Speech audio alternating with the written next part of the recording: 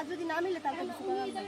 এখন উনি এই জায়গা থেকে গেলে মই রাজা করে কি কেউ চাইবা, আমি কি চামু যে আমার মায়ের জায়গা থেকে গেলে এটা তো আমার সম্মতি আছে। মানে আপনার মেয়ের শ্বশুরের সাথে মানে মেয়ের বিয়ের পর থেকে আপনার মেয়ের শ্বশুরের সাথে সম্পর্ক? না না, এটা একদিনে তালাক একদিনে বিয়ে কিভাবে সম্ভব? এটা তো হয় আমার টাইম দিতেছে না। এখানে আপনি টাকা পয়সা নিয়ে বিচার সালিশ করেছেন, বিষয়টা আপনি কি বলছেন?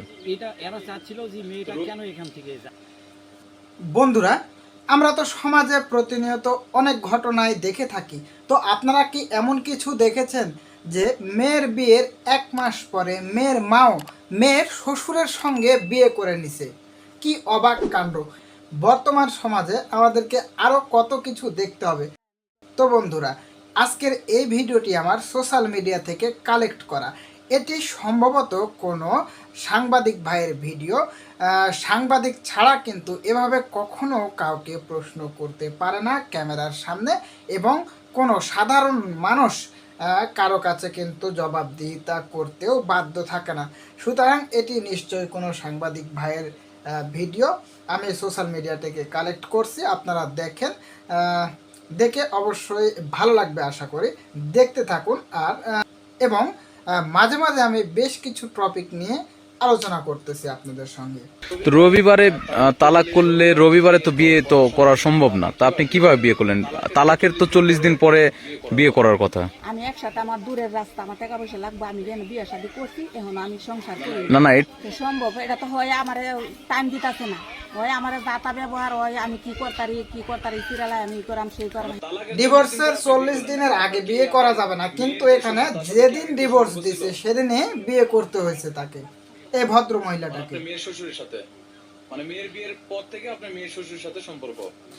এখানে বলতেছে মেয়ের বিয়ের 1 মাস পর থেকেই মেয়ের শ্বশুরের সঙ্গে এই ভদ্র মহিলাটির সম্পর্ক, আই মিন রিলেশনটা শুরু হয়ে যায়। আপনারা দেখতে থাকুন। আচ্ছা, তারপর মানে তালাকের 40 দিন পরে আপনি বিয়ে করলেন না কেন? আপনার কি আপনার মেয়ের যে শ্বশুর তার সাথে কি আগের থেকে সম্পর্ক ছিল? হ্যাঁ, মেয়ের বিয়ে হয়েছে আমার 1 মাস ধরে আমার সম্পর্ক। মানে আপনার মেয়ের শ্বশুরের সাথে, মানে মানে মেয়ের বিয়ের মহিলাটা পর হচ্ছে থেকে আপনার স্বামী মেয়ের তালাক শ্বশুরের সাথে করছে। সম্পর্ক। যেহেতু স্বামীর ভাত সে খাবে না, মেয়ের শ্বশুরের তারপর? সঙ্গে তাকে বিয়ে করতে হবে। সুতরাং ভদ্র মহিলাটি নিজে থেকে স্বামী তালাক করে নিছে, এবং তার স্বামী সেই ডিভোর্সটাকে মানতেছে না, কোনোভাবেই মানতেছে না। তার দেশের মান সম্মান গেছে, তার এলাকার মান সম্মান গেছে, আমি তারে মিশি কইরা আমি ওর বাপই খাম, তোমার বাপ খাম। মানে আপনার মেয়ের বিয়ের কতদিন পর থেকে আপনার মানে মেয়ের শ্বশুরের সাথে সম্পর্ক? 1 মাস পর থেকে আপনার সাথে এই সম্পর্ক। ভাইটির প্রশ্ন অনুযায়ী মেয়ের বিয়ের 1 মাস পর থেকেই কিন্তু মেয়ের কি আপনার শ্বশুরের ঢাকাতে সঙ্গে কোনো কিছু মেয়ের করছেন মায়ের কিনা? রিলেশনটা শুরু হয়ে যায়। আপনারা দেখতে থাকুন। 1 মাস পর থেকে আপনার সাথে সম্পর্ক। তারপরে এখানে আপনার নামে অভিযোগ হচ্ছে যে আপনি এমনি কি আপনার ঢাকাতে কোনো কিছু করছেন কিনা? 5.5 লক্ষ টাকা নিয়ে চলে আসছেন, এই বিষয়ে কিছু বলবেন? তার মানে এই মহিলাটি ঢাকাতে থাকে, ঢাকাতে হয়তো কিছু একটা করে। যাই হোক, সেসব বিষয়ে আমরা না যাই। তো আপনি যে আপনার মেয়ের শ্বশুরকে বিয়ে করলেন, এটা কি ঠিক করছেন?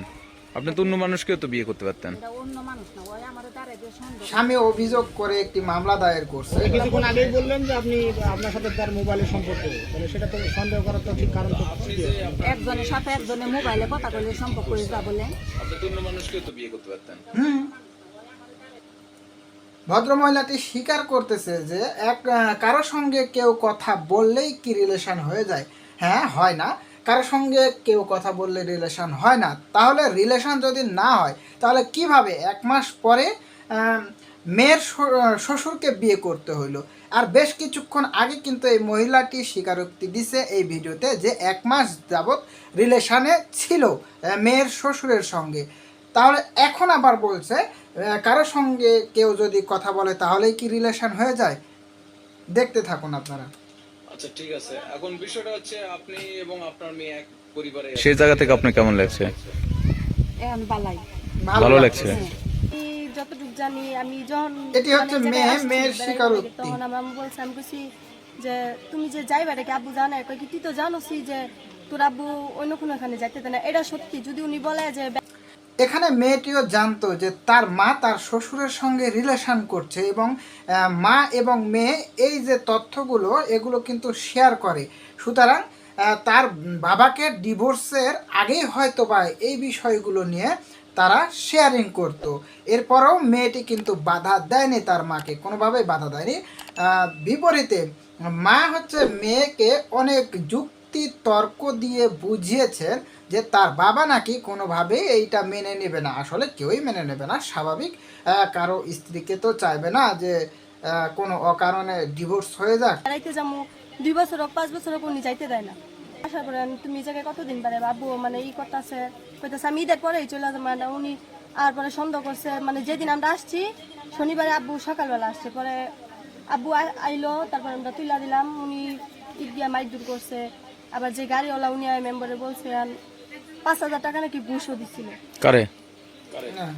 ঘুষ দিছে মেম্বার সাহেব।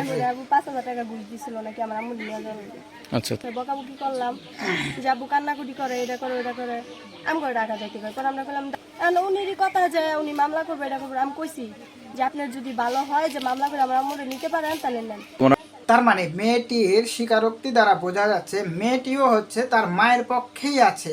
তার বাবা যখন মেয়েকে তার দুঃখের কথা শেয়ার করতেছে যে যেভাবে হোক তার মাকে বাড়িতে ফিরাইয়া নিয়ে যাবে, যদি আলোচনার মাধ্যমে না হয় তাহলে মামলা করে নিয়ে যাবে, তার স্ত্রীকে ফেরত নিয়ে যাবে।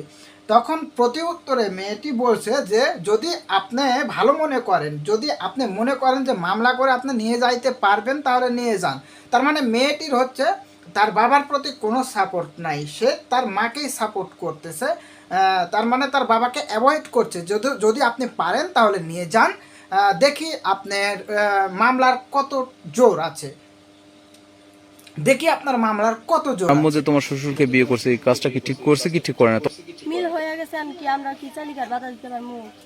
না আর না, উনি বাধা যদি দিতে জায়গা পারবে থেকে না, যায় তাহলে কিন্তু উনি বিষ খাইবো না, এই যে এই উনি ঘটনাটা ঘটার তাহলে আমি আগে কি তো চাবো বাধা যে দিতে আমার পারতো। জায়গা থেকে গিয়ে যেহেতু বিষ মেয়েটি বা কিছুক্ষণ মরে আগে বলছে যে তার বাবা যদি এই বিষয়গুলো জানে তাহলে কোনোভাবেই মেনে নেবে না। সুতরাং বিয়ের আগে কিন্তু মেয়েটি জানতো এইসব বিষয়ে, তখন কিন্তু সে তার মাকে বাধা দেয়নি। তার মানে হচ্ছে মেয়েটির সম্মতি ছিল এই বিয়ে। আম্মু যে তোমার শ্বশুরকে বিয়ে করছে এই কাজটা কি ঠিক করছে কি ঠিক করে না? মিল হয়ে গেছে, আমি কি আমরা কি চালিকার বাধা দিতে পারবো? আর উনি যদি এই জায়গা থেকে যায় তাহলে উনি বিষ খাইবো নাহলে মরে যাইবো। তাহলে আমি কি চাবো যে আমার মা এই জায়গা থেকে গিয়ে বিষ খাক বা মরে যাক?